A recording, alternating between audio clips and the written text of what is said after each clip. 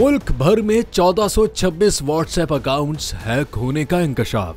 FIA cyber crime wing की दस्तावेज में इंकशाफ हुआ है कि 1 जुलाई से अब तक FIA साइबर क्राइम को 1426 शिकायत मौसूल हुई हैं। साइबर क्राइम विंग ने बताया कि रजिस्टर्ड शिकायत में से 549 हैक्ड अकाउंट्स बहाल भी कर दिए गए और इन अकाउंट से मुतालिक तफसीलात सेनेट में जमा करवा दी गई हैं। दस्तावेज में कहा गया है कि FIA साइबर क्राइम विंग इस वक्त 877 शिकायत की प्रोसेसिंग कर रहा है, जबकि 20 ज़ेरे इल्तिवा शिकायत को बाकायदा इंक्वायरी में तब्दील कर दिया गया है और 40 ज़ेरे इल्तिवा शिकायत के रिकॉर्ड से मुतालिक ताहाल जवाब मौसूल नहीं हुआ।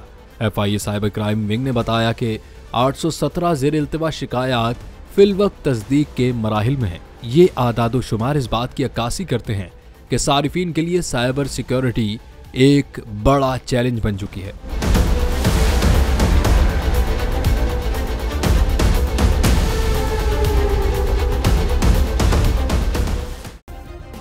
सब्सक्राइब करें और बेल दबाएं ताकि कोई खबर रह न जाए।